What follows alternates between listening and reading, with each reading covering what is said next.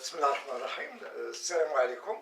Donc on commence maintenant la leçon numéro 3 sur la propagation d'une onde lumineuse. Donc comme vous le savez, on a fait 2 vidéos pour cette leçon. La première vidéo, on a vu les objectifs de la leçon. La deuxième vidéo, on a vu un rappel sur les phénomènes de réflexion et de la réfraction. Maintenant, on commence la leçon. Grand 1, nature ondulatoire de la lumière. C'est le premier objectif de la leçon. C'est de définir la nature ondulatoire de la lumière. Petit 1, diffraction d'un rayon de laser. Donc on a un laser rouge et devant ce laser, on place un obstacle vertical, une plaque verticale qui contient une fente verticale, une ouverture verticale de largeur A, très faible. Voilà, et là on a un écran vertical qui est parallèle à celui-là. Donc qu'est-ce qu'on observe sur l'écran? On observe des taches claires et entre elles il y a des taches sombres. Voilà, ces taches c'est ce qu'on appelle des franges. Donc il y a des franges claires et des franges sombres. Donc on observe sur l'écran une frange centrale, voilà, de longueur L, très supérieure à A, suivi de part et d'autre, voilà, de franges, voilà, respectivement de franges sombres et de franges claires. Donc ce phénomène, voilà, on a là un rayon. Donc normalement, si le principe de propagation rectiligne de la lumière est respecté, on doit avoir là une tache, tout simple, une tache dont le rayon est égal, voilà, dont le diamètre est égal au diamètre de ce rayon. Voilà, une petite tache. Mais l'expérience montre qu'on a une frange centrale de longueur L très supérieure à A, suivie de franges claires et de franges sombres. Donc le principe de propagation rectiligne de la lumière n'est pas respecté. Donc on fait une analogie avec la diffraction d'une onde mécanique à la surface de l'eau. Donc si on a une onde mécanique périodique à la surface de l'eau et on place un obstacle qui contient une ouverture de largeur A inférieure ou égale à lambda, au lieu que l'onde garde son aspect rectiligne, on obtient à la traversée de l'ouverture une onde qui est circulaire. Ça veut dire que l'onde diverge. Ça ressemble un peu à ça. Voilà, là on a une onde lumineuse, puis à la sortie de la fente, elle diverge. Donc ce phénomène est semblable au phénomène de diffraction de l'onde à la surface de l'eau. Donc on ne peut expliquer ce phénomène que si on considère que la lumière est une onde. Et ce phénomène, c'est le phénomène de diffraction. Voilà.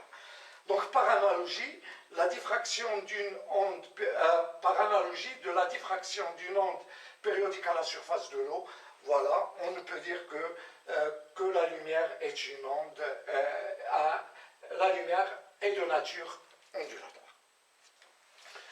Voilà, 2 conclusions. La lumière est une onde, mais on sait que la lumière peut se propager dans le vide.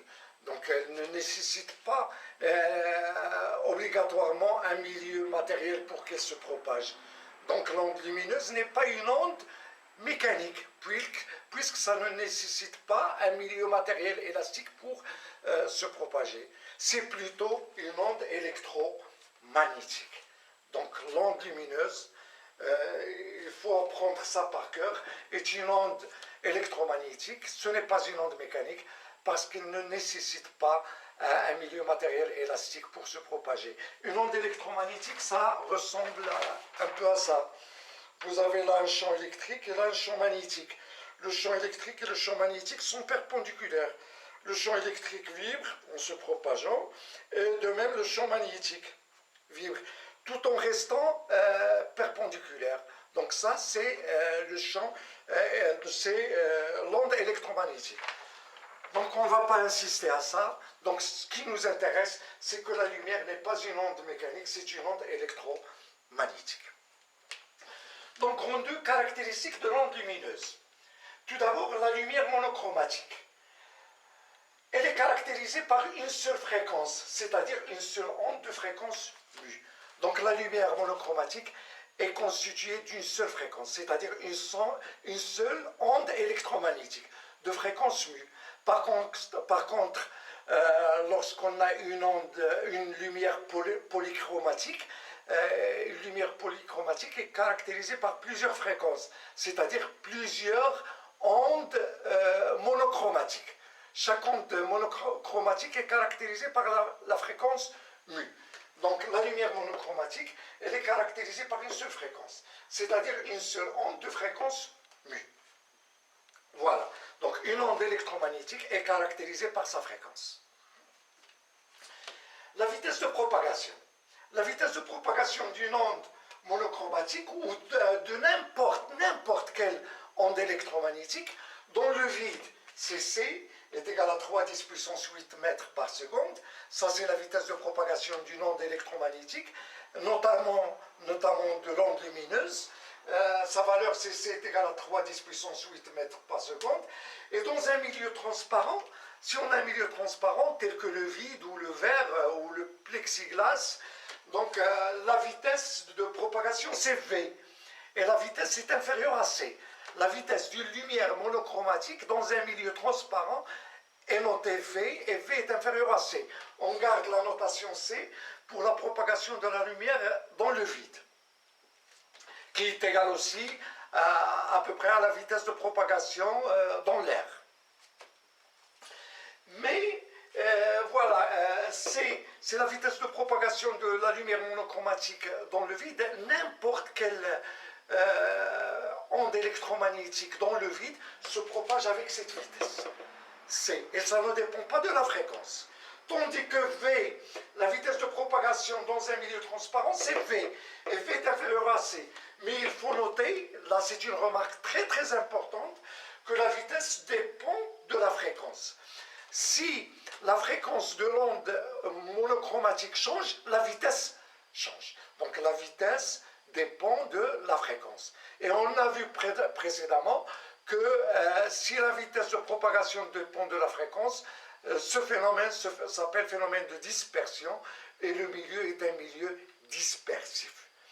Donc le milieu transparent, ou tous les milieux transparents, excepté le vide ou l'air, voilà, les milieux transparents sont des milieux dispersifs. Ça veut dire que la vitesse dépend de la fréquence. C'est très important, ça. Donc, la vitesse, donc dans un milieu transparent, la vitesse V est inférieure à C. Et V dépend de la fréquence mu. Donc, les milieux transparents sont des milieux dispersifs. 2.3, l'indice de réfraction d'un milieu transparent.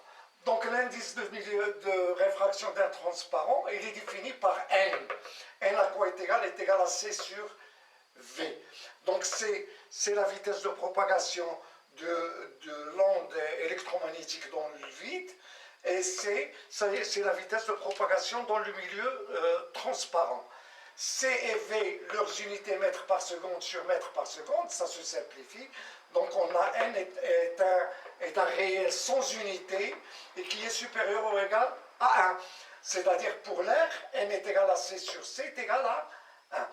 Donc, puisque la vitesse de propagation dépend de la fréquence, donc l'indice de réfraction aussi dépend de la fréquence.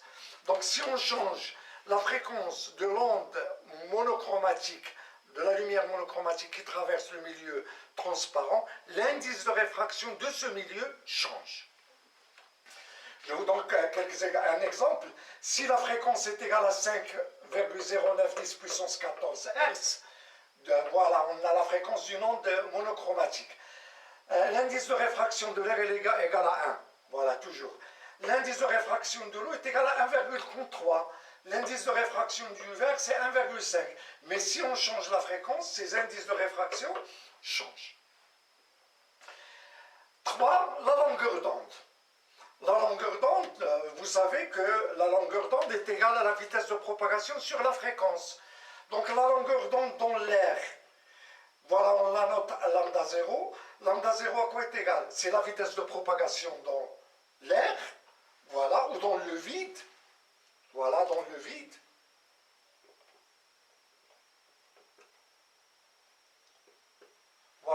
vide. Donc on a lambda 0 est égal à C sur nu. Et dans un milieu transparent, on a lambda est égal à V sur mu. Pourquoi? Parce que la vitesse de propagation de l'onde monochromatique dans le milieu transparent est inférieure à C, est différente de C. Donc lambda est égal à V sur C. Donc puisque V est inférieur à C, donc lambda est inférieur à lambda 0. Donc lorsque une lumière monochromatique passe du vide dans un milieu transparent, sa longueur d'onde diminue. Même si on a la même lumière monochromatique. On a une longueur d'onde dans le vide. Lorsqu'on passe dans un milieu transparent, la longueur d'onde diminue. Ce qui caractérise l'onde électromagnétique monochromatique, ce n'est pas la longueur d'onde, c'est la fréquence. Et la longueur d'onde change d'un milieu à un autre. Donc, lorsqu'on passe de l'air ou bien du vide